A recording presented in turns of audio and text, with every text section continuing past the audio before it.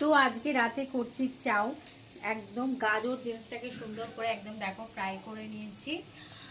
চাউ সেদ্ধ করা হয়ে গেছে, শুধু একটা ডিম ফ্রাই করে এর মধ্যে দিয়ে দেবো। চাউটা একদম দেখো সেদ্ধ হয়ে গেছে। চাউটা সেদ্ধ হয়েছে কিন্তু একটু না নরম হয়ে গেছে, তো কোনো অসুবিধা নেই, অল্প তেলে এটাকে করে নেবো।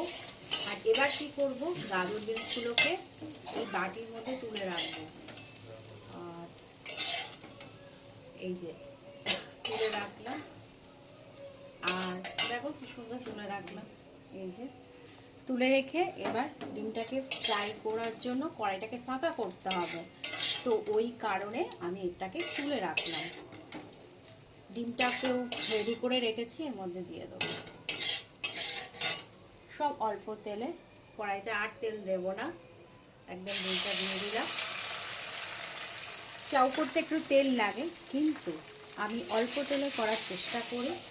এই দেখো অল্প একটু গাজর বিনস থেকে গেল, কারণ হচ্ছে গাজর বিনসটা যে ফ্রাই করেছি সেটার মধ্যে অল্প অল্প তেল আছে, তো তার ফলে আমি ভাবলাম না অল্প একটু থাকুক, যেহেতু আমি তেল দেব না, তো তার জন্য এই ডিমটাকে ডিম ভাজার জন্য আর আলাদা করে এক্সট্রা করে তেল দিলাম না। তো চলো পুরোপুরি কমপ্লিট হোক, তারপরে তোমাদেরকে দেখাচ্ছি। তো ডিম ফ্রাই হয়ে গেছে, আমি কিন্তু এর মধ্যে তেল দিইনি, তো ভাবলাম না যখন করছি যখন পুরোটাই তোমাদের সাথে শেয়ার করি। তো দেখো একদম ডিমটা সুন্দর একটা ফ্রাই হয়েছে, একদম অল্প তেলে, যেটুকু মানে তেল না একদম দিইনি। তোমাদেরকে দেখালাম যে ডিমটাকে ফাটিয়ে এর মধ্যে দিয়ে দিয়েছি।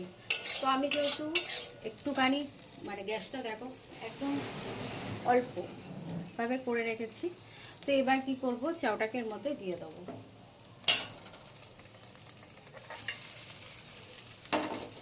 একটু লাল লাল হয়েছে, এর কারণে আমি লঙ্কার গুঁড়ো মাখিয়ে রেখেছিলাম।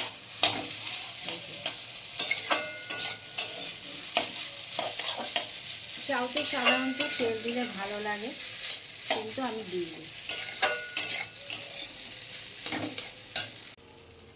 দেখো অনেকটা চাউ হয়ে গেছে।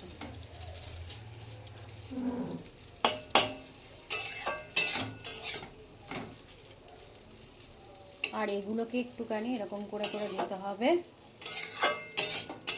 এটা একটু ফ্রাই হবে। তো আমি তো এইভাবে চাউ করি, অল্প তেলে একদম যেটুকু মানে দেওয়ার মতন। তো চলো টাটা।